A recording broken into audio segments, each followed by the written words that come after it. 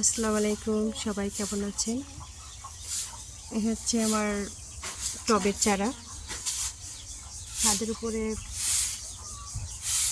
বেগুন গাছ টবের চারার মাধ্যমে, আল্লাহ রহমতের রোজার মাধ্যমে এটার থেকে অনেক বেগুন খাওয়া হয়েছে।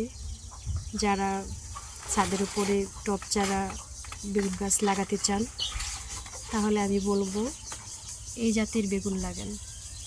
এটার ফলন খুবই ভালো হয়, আল্লাহ রহমতে ভালো ফলন আসে।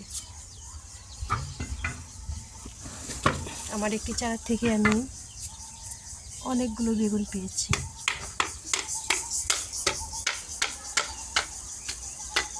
এই হচ্ছে লেবু গাছ, চারার মাধ্যমে লাগানো। আল্লাহ রহমতে লেবুরও ফুল এসেছে।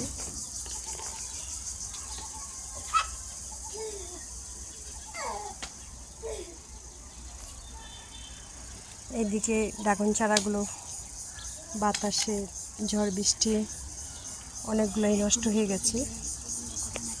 তো সবাই আমার চারাগুলোর জন্য দোয়া করবেন। এখানেই শেষ। আল্লাহ হাফেজ।